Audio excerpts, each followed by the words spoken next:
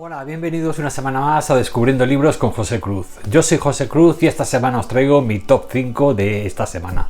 Bueno, os iba a traer un especial, que era lo que tocaba. Lo que pasa es que me faltaba un libro por terminar y digo, hasta que no lo termine, claro, no voy a hacer la reseña. Así que he preferido adelantar las lecturas normales, las de los libros que no se pueden ubicar dentro de los especiales. Y ya la semana que viene ya sí os traeré el nuevo especial que tengo ya preparado para subir. Bueno, en este top 5 vamos a hacer, pues como siempre, os lo voy a reseñar de peor a mejor.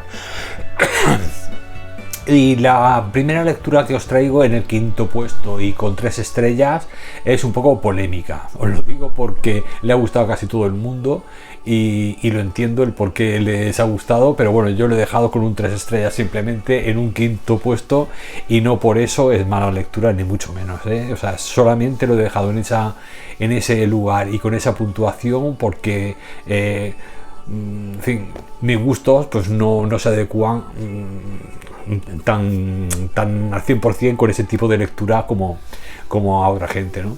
Entonces, pues bueno, yo lo he dejado eso en un 3 estrellas y en un quinto puesto, y me refiero a Yo canto y la montaña baila, de la escritora Irene Solá. Bueno, os voy a decir primero lo que me ha gustado de este libro, y es su forma de escribir. Es maravillosa su forma de narrar, es preciosa, me ha gustado muchísimo. Luego el tema descriptivo, o sea, primero el tema de personajes, te mezcla brujas con algo de fantasía, de magia, los bosques del Pirineo catalán, historias de hombres, de mujeres, algo de machismo, algo de feminismo, hijos, madres. La protagonista tiene una niña y un niño, pero al quedarse viuda pues se hace muy dura, se hace excesivamente dura por el trabajo en el campo, la carga y la responsabilidad que conlleva tener 2 hijos. Entonces pues esa dureza pues también, pues por desgracia, se refleja un poco en el trato con los niños, luego con los animales que hay por ahí por el monte. O sea, que lo que es el tema descriptivo, la pluma de la autora, todo eso me ha encantado. Luego la ubicación, por ejemplo, nombra un pueblecito, o sea, una pequeña ciudad que se llama La Garriga de Cataluña, donde yo tengo familia precisamente, y me ha alegrado mucho también el hecho de leer una historia relacionada con esa zona, ¿no?, que yo he visitado en varias ocasiones. Así que bueno, la verdad es que ya os digo, lo que más me ha gustado de Irene Solá es el tema de la escritura. La forma de escribir es maravillosa. Y ya os digo, el cómo trata a los personajes también me encanta, porque si bien no los describe en exceso, pero sí como se suele decir, más vale mostrar que contar. Entonces ella muestra muy bien, solo con los hechos, el cómo es, qué carácter tan diferente tiene un personaje del otro, pero otra cosa que es para mí perfecta y maravillosa. Es decir, que yo la verdad que creo que es una lectura que os va a gustar a la mayoría, porque la verdad es que tiene un nivel literario y una calidad exquisita. Se trata de una obra de 200 páginas que fue publicada en 2019, un poquito antes de la pandemia. Y ya os digo, el contacto con la naturaleza, sobre todo, el estar ubicado ahí en una zona, en una granja allí agrícola, donde hay pues eso, mucho trabajo, se endurece la gente, la forma de estar justo ya lindando con la frontera con Francia, y es una zona pues donde también se ha sufrido, no solamente en cuanto al trabajo, sino también pues con los conflictos que han habido, pues de gente que ha tenido que pasar a Francia huyendo, y en fin.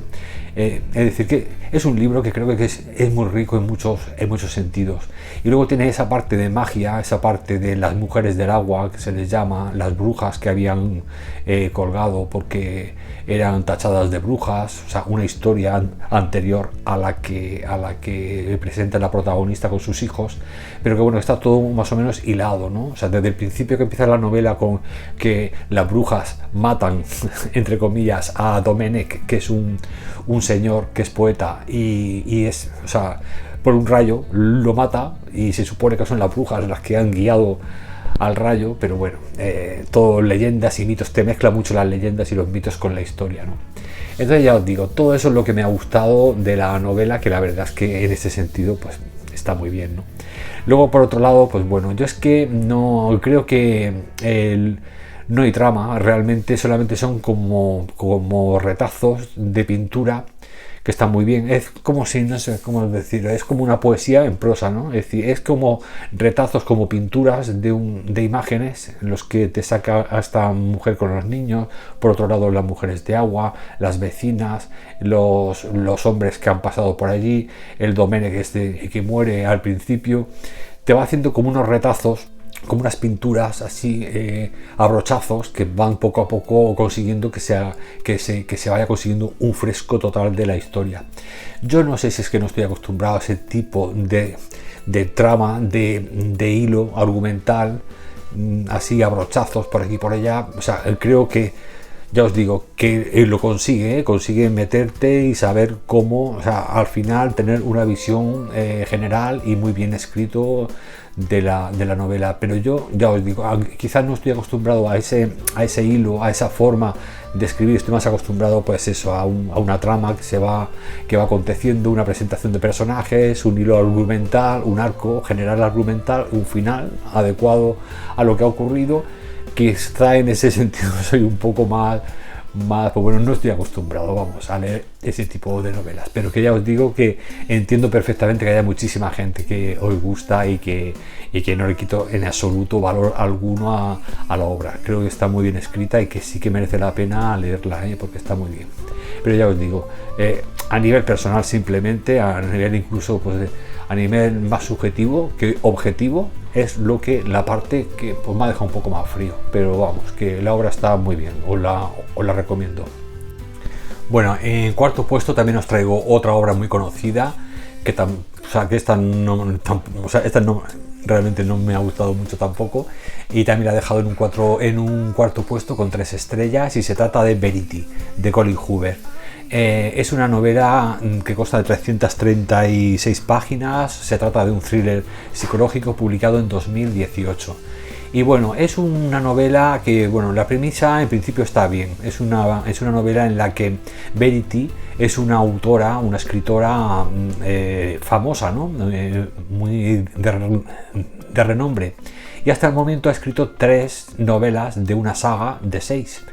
El caso es que ha sufrido un accidente y entonces el marido tiene que buscar a alguien pues para que cumpla con el contrato que tenía adquirido Verity con su editora, que constaba de 6 libros. Por lo tanto, tiene que encontrar a una escritora que se comprometa a escribir los 3 libros que faltan. Para ello, Jeremy, que es el protagonista, empieza a indagar y parece ser pues, que le gusta la forma de escribir de una chica que va a ser la protagonista. Bueno, pues mantienen una reunión con ella, y el caso es que como el Jeremy y la Verity viven en una mansión por ahí a las afueras, pues claro, tiene un montón de papeles allí, todas las notas de las siguientes partes las tiene ahí un poco esturreadas en su estudio, y le invita a Jeremy unos días a esta chica, a esta nueva escritora, a la protagonista, a pasar unos días en la mansión para poder ordenar todas esas notas que tiene, hacer un nuevo, en fin, organizar y diseñar el argumento y la continuación de las 3 últimas novelas que le quedan por escribir, y ya que se pongan a escribir, entonces firmarían las dos, como ella como coautora de Verity y Verity como la que ha ideado la historia. Y así ocurre, ella coge la maleta, se va para allá, a la mansión de esta gente, y empieza a estudiar los manuscritos, los papeles, las notas que tiene en el estudio Verity. Bueno, visita a Verity, está ahí en una habitación con una enfermera, parece que esté como si estuviera en coma, en ocasiones abre los ojos, pero de una forma es un acto reflejo, pero realmente está como inconsciente, ¿no? O sea, no está viva, pero no está como consciente, ¿no?, de lo que ocurre a su alrededor, y hay permanentemente una enfermera que se van turnando y tal. Y ella, pues nada, le dejan una habitación para estar ella, y luego pues eso, empieza a ordenar los papeles, y se da cuenta de que escondido por ahí entre todo el mare magnum ese, encuentra como un diario, una especie de diario en el que Verity está cuenta lo que realmente ocurre, no lo que ha ocurrido. Y entonces cuando empieza a leer el diario del que Jeremy, su marido, no tiene conocimiento, pues se da cuenta de todo lo que hay ahí oscuro detrás de las novelas de Verity, de su relación con Jeremy y de su vida personal. Entonces ve ahí que Verity no es lo que aparenta, vamos, es decir que también Verity, por ejemplo, el éxito que ha tenido con su primera trilogía es que ella se pone en el lado de la mala. Y entonces el protagonista es una mujer mala, es decir, el personaje de su... Y entonces, pues bueno, cuando encuentra el diario de Verity, pues se da cuenta de que no es que sea un personaje, es que es ella, es que es muy, muy mala, de cómo ha urdido, cómo lo ha organizado todo para... En fin, no os puedo contar más porque sí que os recomiendo por lo menos una lectura de la novela. Y bueno, y ahora ya os digo la parte mala, que es por la que ya no lo he podido subir de 3 estrellas, y por lo que simplemente lo recomiendo como una lectura de verano, porque para eso sí que está muy bien, tiene su tramilla ahí interesante. Pero bueno, luego tiene una parte que bueno, que no me ha gustado, y es que Colleen Hoover se nota que es una escritora que proviene de la romántica. Se excede demasiado en esas relaciones merengosillas ahí a veces, un poco, no sé, un poco como parece que te estás leyendo en lugar de un thriller psicológico, de repente se convierte un poco en una especie ahí de cosa medio romántica. Luego empieza, tiene un exceso de escenas de sexo con palabras malsonantes, obscenas, grotescas, que no vienen a cuento, y además es muy repetitivo muchas veces, es decir, lo sobrecarga demasiado y eso tampoco me ha gustado. Y luego, pues bueno, es una novela que acaba el final, que es lo más importante normalmente de los thrillers psicológicos. Pues el final, la verdad es que no se lo cree nadie, muy retorcido, mucho, y vamos, y es que es muy poco creíble, porque bueno, tiene un final, se supone que es un giro, pero que de giro no tiene nada, es todo un homine ex machina de estos muy extraño que se monta al final para que sea impactante, pero que es nada creíble, cero creíble, vamos, nada. O sea, entonces eso es lo peor que puedes hacer sobre todo con un final, porque si te lo ven venir, pues dices, bueno, esto ya se está viendo lo que hay, pero cuando te está guardando ese giro y te lo suelta al final, dices, buah, aquí ya, en fin, ha perdido todo lo que... Pero bueno, de todas formas ya os digo que es un final que se inventa, que no es creíble, pero bueno, ya os digo que sí que es verdad que mientras que te lo estás leyendo estás con la intriga de decir, a ver cómo acaba esto, y al final, pues bueno, pues el final es, pues ya os digo, inventado, pero bien. En fin, una novela, ya os digo, de veraneo, de estos de pasapáginas, que si lo encontráis en digital o en segunda mano baratico, pues os lo leéis un verano y ya está, no merece mayor cosa. Así que pues nada. Bueno, en tercer lugar ya os traigo el primer 4 estrellas. De los 3 que os voy a sacar ahora, este va a ser el primer 4 estrellas ya en el tercer puesto, y se trata de Fiesta en la Madriguera, del escritor mexicano Juan Pablo Villalobos. Bueno, esta novela a mí la verdad es que me ha sorprendido porque consta de solamente 104 páginas, pero bueno, está muy original y muy interesante.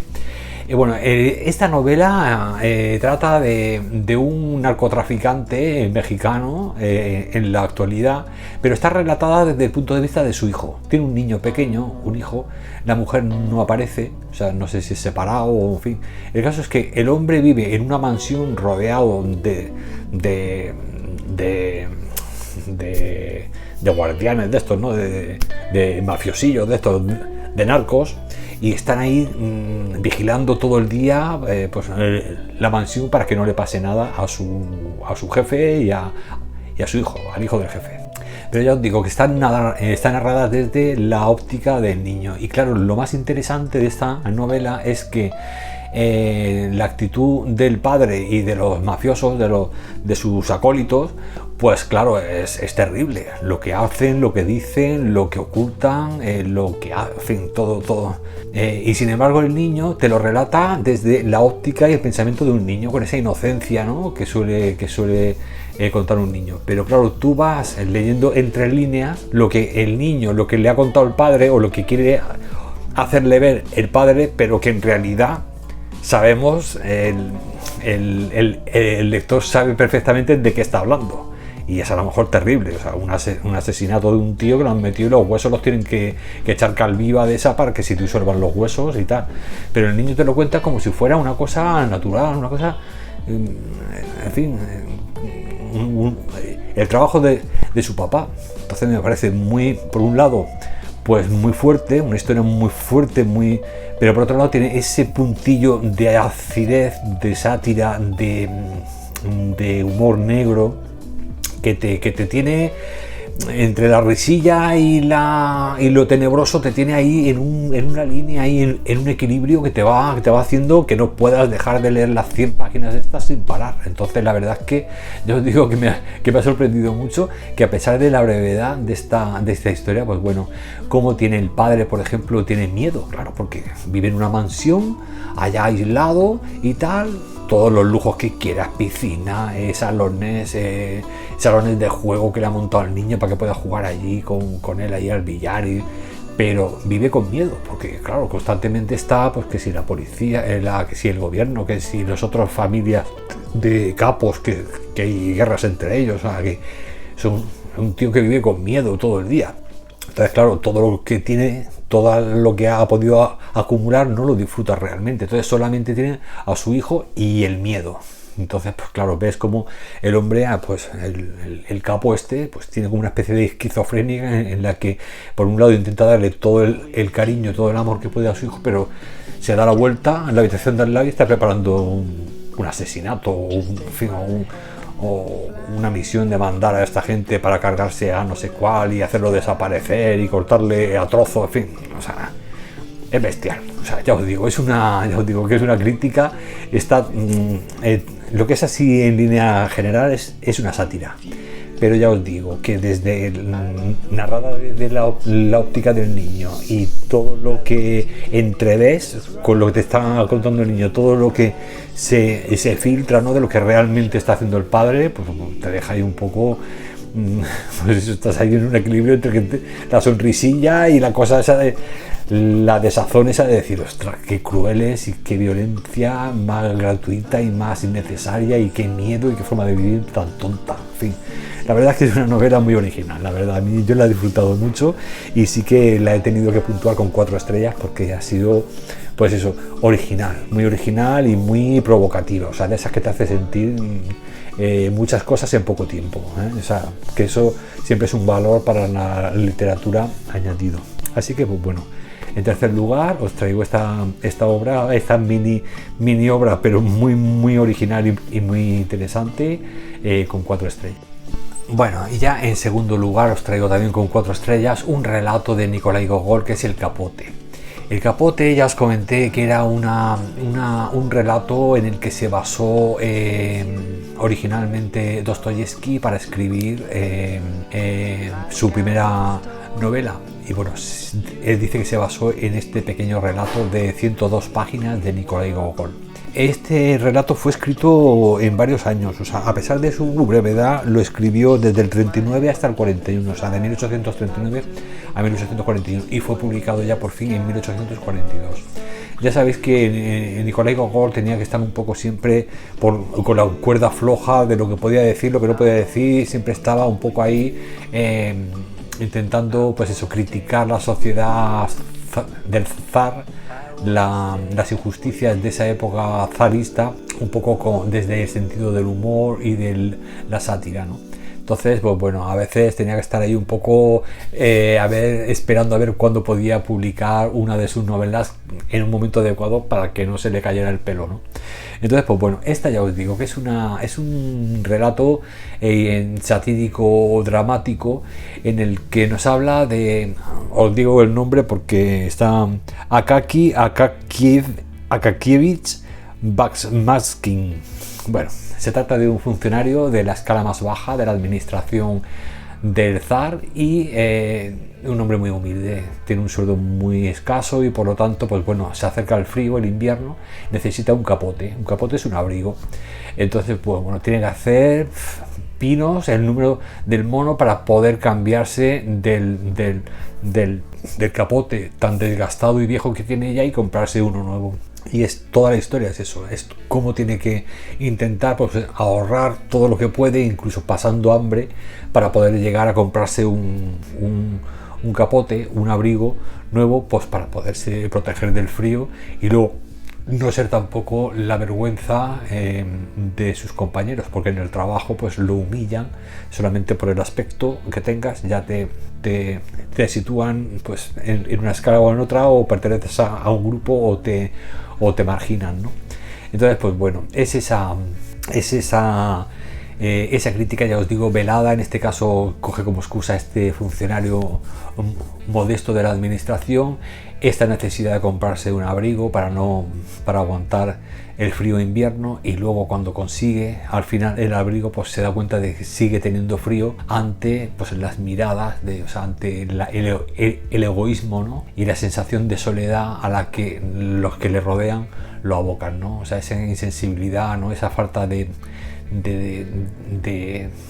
ser solidarios, ¿no? De ser generosos, ¿no? De ayudar a los demás. Ve que esa frialdad que hay en la sociedad, que cada uno va a lo suyo, a veces hace que tu corazón se hiele más que el propio frío que sientes del invierno, ¿no? Así que pues bueno, esas son esas metáforas, esas críticas veladas, porque yo creo que este libro, más que una crítica política directa, yo creo que es más una crítica moral, es decir, achaca más a la moralidad de esa época, o sea, cómo la gente había perdido en ese aspecto los principios y ese espíritu humano del compañerismo y de la solidaridad con los demás. Pues eso era lo que él más criticaba, yo creo, en esta obra. Por eso yo creo que esta fue una de las obras que más le gustó a Dostoyevski, en la que basó su primera novela, porque aquí trata más del corazón del hombre, ¿no? Del comportamiento de los personajes, de la psicología de los personajes. Por eso es por lo que yo creo que Dostoyevski se vio más influido por esta obra que por otras. Así que pues bueno, aquí os traigo El capote, una maravilla, un relato de 102 páginas que tenéis que leer sí o sí, porque ya os digo que Gogol siempre es pues de esos escritores que son imprescindibles, ¿no? Pero bueno, más sabiendo que esto es un relato histórico que ya pues ha influido a muchos autores posteriores como Dostoyevski, ¿no? De la altura de Dostoyevski. Así que vamos, lo tenéis que leer, ya veréis que es muy escueto, o sea, muy breve, pero os tiene enganchados todo el tiempo, porque ver lo que le pasa a este hombre y cómo tiene que conseguir, o sea, vive con lo mínimo y justo, aún siendo funcionario del Estado, pero cómo tiene que intentar sobrevivir y cómo tiene que ajustar el dinerico, lo cuenta todo y pues, es una agonía lo que sientes con este relato, una agonía hasta el final. Así que bueno, os lo recomiendo porque es una lectura de una tarde, así que pues bueno, es un indispensable, vamos. Bueno, y en primer lugar, y también con 4 estrellas, os traigo una publicación muy reciente de Nórdica Libros, y se trata de Lorco, de George Sand. Lorco es un relato de 57 páginas que ya os digo que ha sido publicado este año por primera vez, ha sido traducido de esta gran autora que ya os he traído varias cosas de ella, francesa, y bueno, es un relato precioso. No he podido darle 5 estrellas porque es un relato de 57 páginas y me han faltado 300 más. A diferencia de otras lecturas que sabéis que siempre les sobran, a esta le ha faltado, pues bueno, esto es como... me he quedado con la eso de que nos ha escrito una premisa para una novela más extensa, ¿no? Pero bueno, ¿qué vamos a hacer? 57 a veces, yo que sé, lo breve también te impacta más y te deja más huella, ¿no? Así que pues bueno, Lorco es la historia de una mujer misteriosa, que bueno, que supuestamente es esta que tenéis aquí en la portadita, y si veis lleva un antifaz de estos venecianos. Pues esta mujer vestida de negro con un antifaz también negro, es una mujer que aparece siempre por las noches, en las noches de Venecia, tiene una góndola y la mujer coge la góndola y empieza a visitar, a recorrer los canales de Venecia y visita los sitios más relevantes de la historia de Venecia, que bueno, ya sabéis que Venecia está plagada de monumentos, de iglesias, de museos, de cosas bonitas. Pues esta mujer es una gran defensora de la independencia y de la historia del pasado de Venecia, y creo que el tema de coger la góndola y pasearse por las noches, visitar todos esos sitios tan típicos de allí, es una forma como de rebelarse a la ocupación austríaca que está sufriendo en ese momento la ciudad. Los austríacos llega un momento en el que pues eso, se llenan de soldados, se apoderan un poco de la ciudad de Venecia, y ella, pues bueno, su forma de reaccionar o de rechazar esto es pues eso, sale por las noches con la góndola, y todo aquel que intenta atraparla, porque bueno, ya se ha convertido un poco en una leyenda, en un mito para las gentes, para los venecianos, pues claro, los austríacos intentan capturarla, y a ver, pero claro, todo el que se acerca aparece muerto. Por lo tanto, esta mujer es un poco peligrosa, ¿no? El caso es que se ha hecho un mito, como un ídolo, ¿no?, allí para los venecianos. Un día llega un soldado austríaco y bueno, la ve, entabla conversación con ella y se enamora de ella. Y bueno, ya no os voy a contar más porque es un relato muy breve, pero bueno, ya os digo que son 57 páginas súper intensas, súper bien escritas, porque ya sabéis que George Sand escribía con una pluma preciosa, y por lo tanto, pues bueno, es un relato que me ha encantado. Lo vi, ya os digo, lo vi en la página de Nórdica Libros, que suelen hacer unas ediciones muy bonitas. Fijaros con lo pequeño que es, y sin embargo os hace sus solapitas, su tacto rugoso, su portada preciosa con la protagonista. O sea que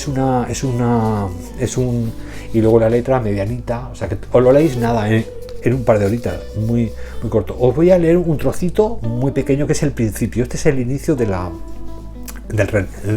relato. En este prosaico siglo había hallado la forma de apartar de su existencia todas las mezquinas realidades y no conservar más que la poesía. Fiel a las viejas costumbres de la aristocracia nacional, solo se dejaba ver tras la caída de la tarde, enmascarada y sin hacerse acompañar por nadie. No hay un solo habitante en la ciudad que no la haya encontrado errando por las calles y plazas, ni uno solo que no haya contemplado su góndola amarrada en algún canal, pero nadie la ha visto nunca apearse o subirse a ella. Bueno, una mujer, ya os digo, misteriosa, las noches de Venecia, ese ambiente muy, por un lado decadente, por otro lado misterioso, fantástico y algo romántico, porque luego cuando aparece este oficial austríaco, pues va a ser, ella también se siente atraído por él, y entonces pues bueno, tiene ahí una parte muy bonita, pero claro, ella no sabe, son enemigos, como un poco un Romeo y Julieta de esta época, ¿no? Por lo tanto, pues bueno, ya os digo que tendrá ahí su parte de drama, su parte romántica y su parte histórica. Así que pues bueno, me parece un relato precioso, la pluma clásica típica de George Sand, y por lo tanto es una lectura pues muy hermosa. Creo que este relato, pues claro, al ser actual, estar rescatado recién traducido al español, solo creo que lo vais a poder encontrar en este formato de Nórdica Libros. Así que pues bueno, aquí os lo traigo esta semana. Y creo que bueno, es una lectura que lo vais a disfrutar para todos los que os gustan los clásicos, y la pluma de esta autora, vamos, la vais a disfrutar muchísimo. Yo esta novela, además, para mí tiene una connotación también muy especial, porque es que cuando estaba relatando George Sand los canales y las calles por la noche de Venecia, yo visité Venecia en el 2002 o 2003, por ahí.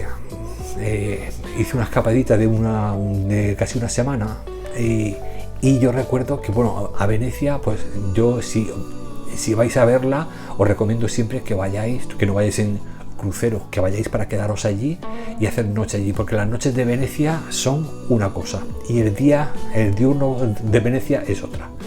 Entonces, eso era lo que decían, la magia de Venecia empieza cuando empieza a anochecer, a partir de las 6 de la tarde, las 7, es cuando empieza la otra cara de Venecia.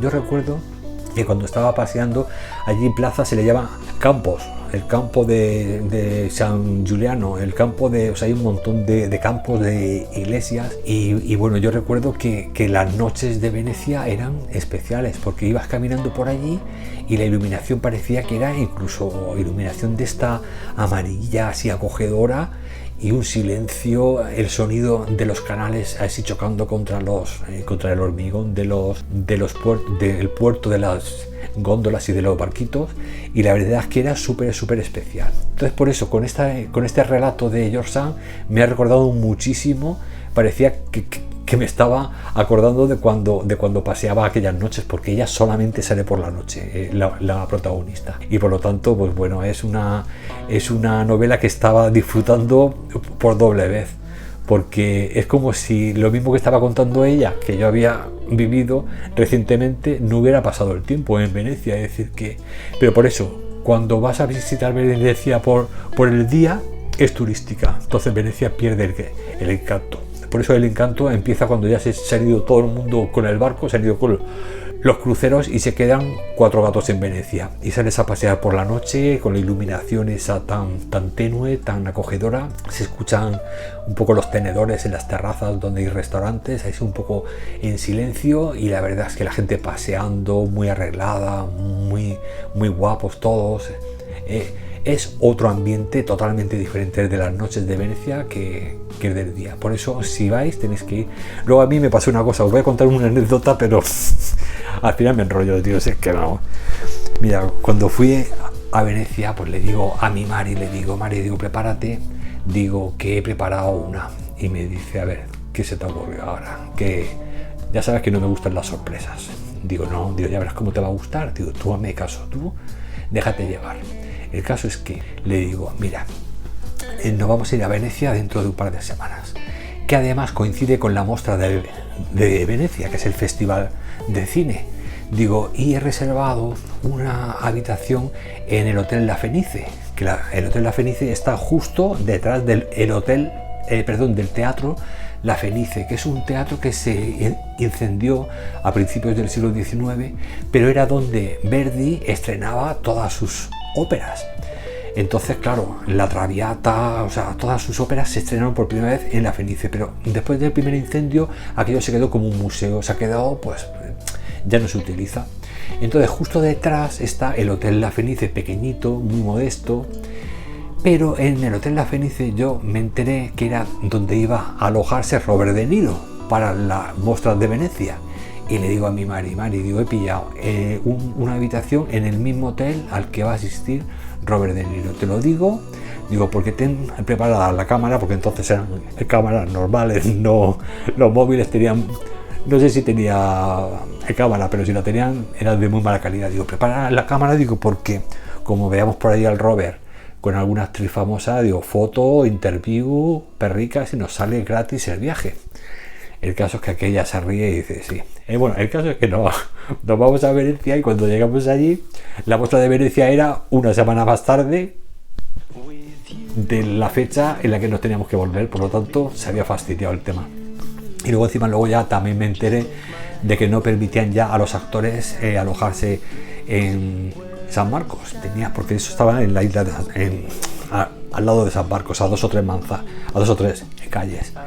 Y entonces ya no nos dejaban, ya no permitían la organización que se alojaran los famosos allí, porque habían hecho un hotel de esos de 4 estrellas, de esos 5 estrellas en Lido, en la playa esa de Lido, y ahí habían reunido a todos los actores famosos para que no armaran mucho alboroto en la isla principal, ¿no?, de San Marcos. Así que pues bueno, no vimos a Robert De Niro al final, pero bueno, mejor. Y no vimos la Mostra de Venecia tampoco, pero mejor. Menos gente, menos follón, y así pudimos pues eso, disfrutar de las noches de Venecia, solicos. Allí no había nadie, había 4, en fin, veías a la gente pasear, pero ya os digo, salían de paseo súper elegantes, así todos, como si fueran a una fiesta de estas de gala.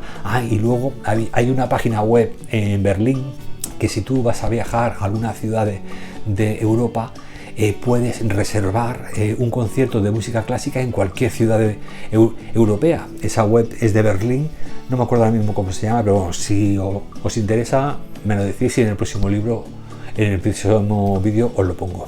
Vosotros reserváis las entradas, por ejemplo, vais a ir a Venecia del 10 al 20, pues el 15, los sábados, hacen conciertos en casi en todas las iglesias de Venecia.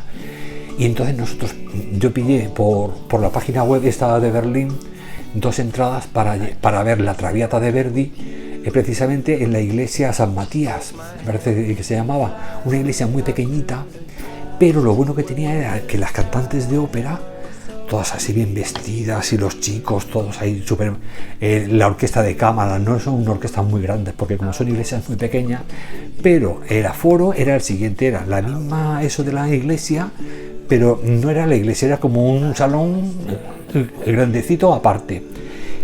Ponían de estos sillas de madera de estas plegables y nos sentábamos todos ahí. Digo, qué cosa más cutre, más chulo. De repente se apagaban todas las luces, solo se encendían velones por todos los pasillos, y de repente ya salían los músicos con los cantantes de ópera.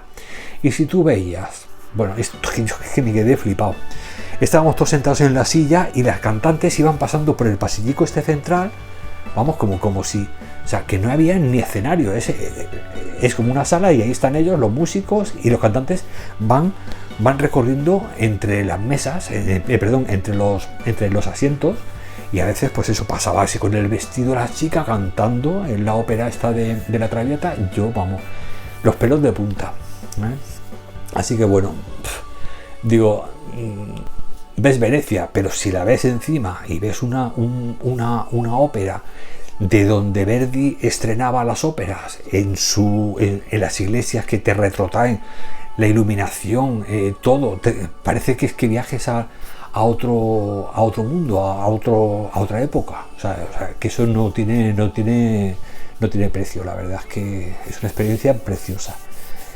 Pero bueno, ya me he enrollado, ya os he contado aquí un trocito de mis aventuritas, así que pues bueno, lo dicho, que os recomiendo que os leáis Lorco, una historia veneciana preciosa de las noches de Venecia, una mujer misteriosa, muchos secretos que hay detrás de ella, y un amor de repente prohibido entre un oficial enemigo austríaco que tienen ocupada la ciudad de Venecia, y una de las grandes defensoras, pues, de los valores y de las costumbres venecianas de toda la vida. Así que un pequeño gran relato que os recomiendo encarecidamente. Y bueno, ya con esto ya me despido, y nada, ya para finalizar os recuerdo que podéis seguirme también a Pablo Osoria y a mí en el Club Gorky Podcast, de periodicidad semanal, donde reseñamos un libro solamente de 4 o 5 estrellas. Y luego, si queréis conocer mi faceta como escritor, podéis hacerlo adquiriendo mi primer libro, que se llama El coleccionista de sueños, una fantasía oscura con novela histórica, algo de romance, y en fin, tiene mucho misterio. Este es el que menos bien escrito está, pero sin embargo es al que más cariño le tengo por la historia, porque la verdad es que me emocionó mucho esa historia, quizá porque es mi primer libro. Luego, en segundo lugar, tenéis una novela negra, que es una novela de venganza, que os puede recordar un poco al Conde de Montecristo, pero en la actualidad. Este está ambientado en Cataluña, que se llama La muerte del señor Durán. Y una novela de vampiros, que la última que escribí, El secreto de Edith, que se ambienta en Escocia, en las tierras altas de Escocia. Y bueno, pues ya os dejo hasta aquí el vídeo, que me habré enrollado como una persiana. Acaba de hacer acto de aparición mi Marcelo, que se había ido a darse una vuelta. Y nada, muchas gracias por estar aquí una semana más, lectores, y bueno, espero que os haya gustado alguna de mis 5 reseñas, de mis 5 recomendaciones. Y nada, y ya nos vemos el próximo lunes con un book haul, me parece, y bueno, pues eso, que paséis una semana preciosa de lecturas, de recogimiento en casa, de disfrutar y de belleza, que bueno, que hace mucha falta en este mundo. Gracias de nuevo por estar ahí, y hasta la semana que viene.